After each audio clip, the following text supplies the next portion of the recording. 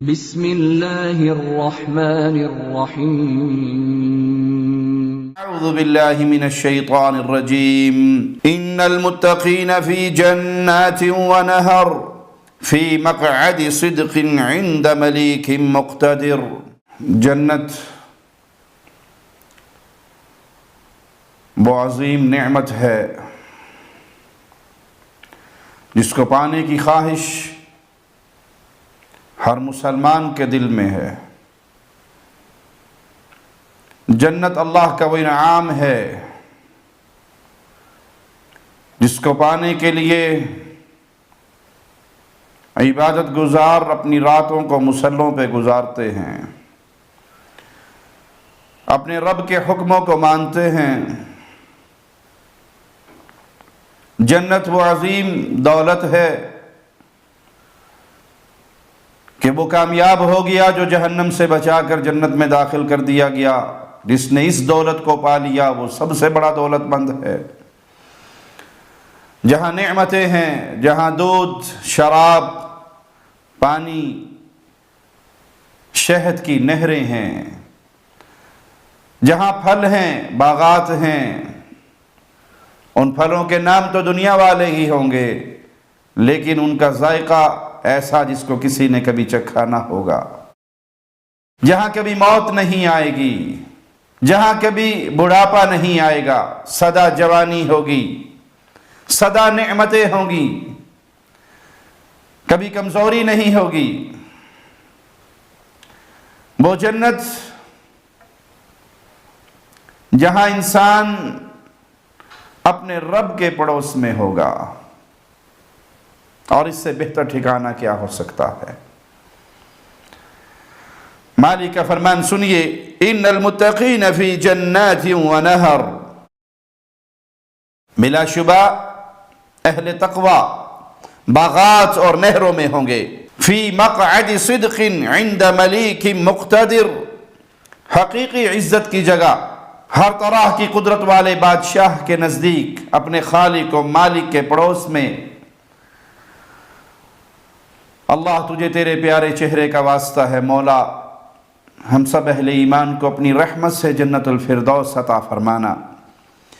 نبی کریم صلی اللہ علیہ وسلم نے فرمایا کہ اللہ مالک فرماتا ہے کہ میں نے اپنے نیک بندوں کے لیے، صالحین کے لیے، اللہم اجعلنا منہم ومعہم وفیہم، صالحین کے لیے جنت تیار کر رکھی ہے جس میں ایسی نعمتیں ہیں جو نہ کسی آنکھ نے دیکھی، نہ کسی کان نے سنی، نہ کسی دل پہ اس کا تصور ہی گزرا۔ اور یہی بات مولا کے کلام میں بھی ہے، فَلَا تَعْلَمُ نَفْسٌ مَا أُخْفِيَ لَهُم مِّن قُرَّةِ أَعْيُنٍ جَزَاءً بِمَا كَانُوا يَعْمَلُونَ۔ کوئی شخص نہیں جانتا کہ ان کے اعمال کے بدلے میں ان کی آنکھوں کی ٹھنڈک کی کون کون سی چیزیں پوشیدہ رکھی گئی ہیں۔ یہ جزا ہے کس چیز کی؟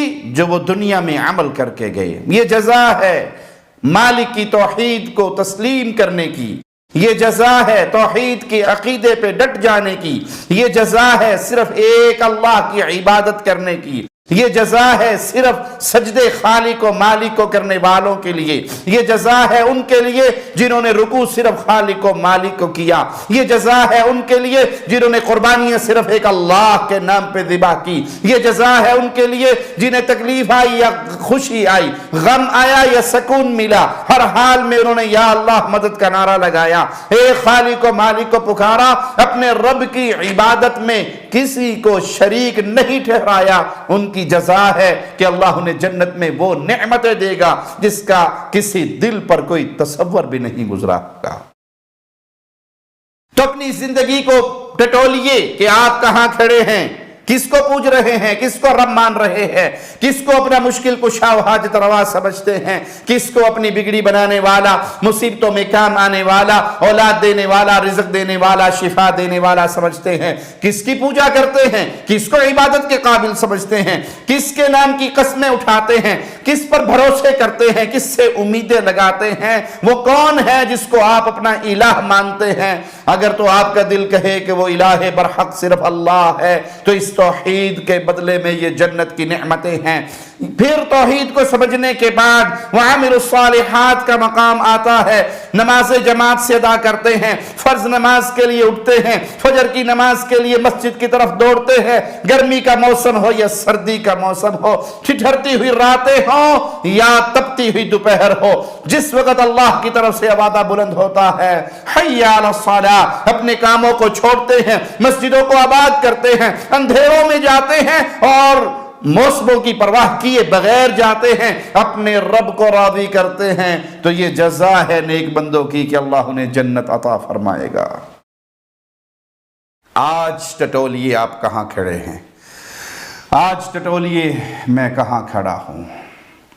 اہل ایمان ہیں، عمل صالح پلے میں ہیں، تو رب کی رحمت سے یقین ہے کہ میرا مولا اپنے فضل سے ہمیں جنت عطا فرمائے گا۔ وہ جنت اتنی بڑی دولت ہے اور جہنم اتنی بڑی سزا ہے، دونوں کو پیارے نبی صلی اللہ علیہ وسلم کی حدیث کی روشنی میں سمجھیے۔ صحیح مسلم 2807 نمبر روایت ہے، اللہ دنیا کے ایک خوشحال ترین شخص کو لائے گا جس نے زندگی میں کبھی کوئی غم، دکھ، پریشانی نہیں دیکھی ہوگی، اسے جہنم کا ایک غوطہ دے کر پوچھے گا دنیا کا کوئی سکون، کوئی اچھی گھڑی، کوئی پیارا لمحہ یاد ہے؟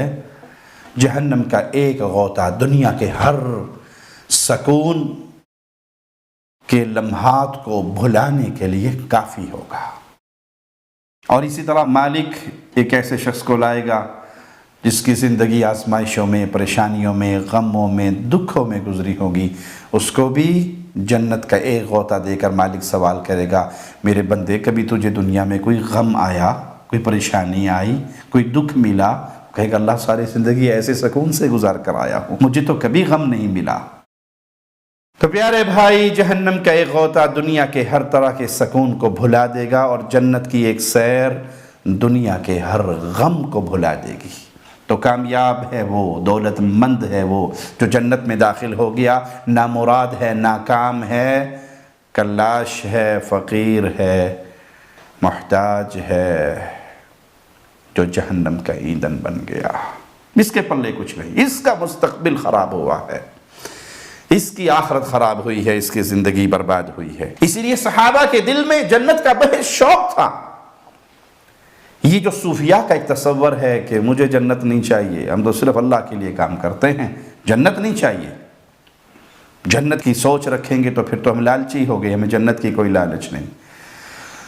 بلکہ قاضی قلندری کا قول مشہور ہے، پتہ نہیں اس نے کہا بھی یا نہیں، لوگوں نے اس کے نام پہ خوب مشہور کر رکھا ہے کہ رابعہ بصری کہا کرتی تھی جنت کے پانی سے جہنم کو بجھا دوں، جہنم کی آگ سے جنت کو جلا دوں اور پھر بے لوث ہو کر عبادت کروں۔ یہ سوچ اصحاب مصطفیٰ کی سوچ نہیں ہے، یہ تمہاری گمراہ فکر ہے، صوفیاء کی گمراہ سوچ ہے، شریعت محمدیہ سے اس کا کوئی تعلق نہیں۔ اللہ نے یہ ساری جنت کی نعمتیں بیان کی، اپنی کتاب میں بیان کی، اپنے محمد صلی اللہ علیہ وسلم کی مبارک زبان سے امت تک پہنچائی، اس لیے شوق دلوانے کے لیے۔ اور صحابہ کے دل میں یہ شوق تھا، صحابہ آپس میں بیٹھتے گفتگو کرتے جنت کے بارے میں، جب جنت میں جائیں گے تو کیسے رہیں گے، جنت کی نعمتوں کو یاد کرتے۔ ایک صحابی آ کر کہنے لگے اللہ کے نبی صلی اللہ علیہ وسلم کے جنت میں گھوڑے ہوں گے؟ تو آپ صلی اللہ علیہ وسلم نے فرمایا اگر تجھے اللہ نے جنت دے دی تو تیرے پاس سرخ یاقوتی گھوڑے ہوں گے جس پر تو سوار ہو کر جنت میں جہاں چاہے گا اڑتا پھرے گا۔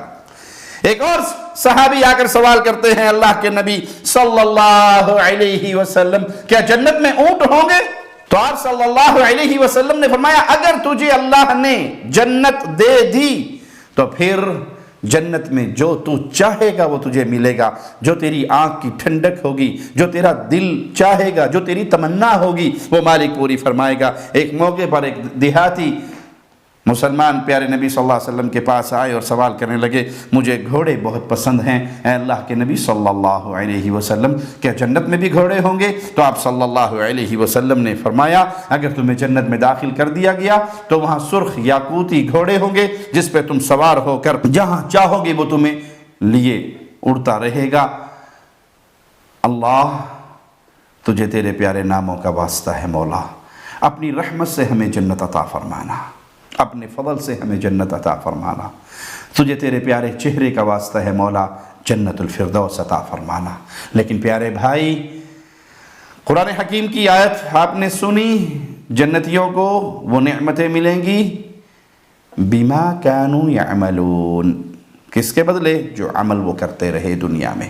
تو عمل کو بنیاد بنائیے، اس کو پکڑیے، اور سب سے پہلے اپنے دامن کو شرک کی غلاظتوں سے بچا کر توحید کو سمجھیے، توحید کو تسلیم کیجئے، عقیدہ توحید کو اپنے دلوں میں راسخ کیجئے، شرک کے ہر طرح کے ایک ایک ذرے سے اپنے دامن کو چھڑا لیجئے، نہ شرک اکبر نہ شرک اصغر، یہ غلاظتیں جسم کے ساتھ نہ لگی ہوں، ایمان و عقیدے کے ساتھ یہ نہ لگی ہوئی ہوں، توحید درست ہوئی اور عمل صالح ساتھ ہوئے تو رب کی رحمت سے جنت کے مہمان بنو گے۔ اقول قولی ھذا واستغفر اللہ لی ولکم ولسائر المسلمین۔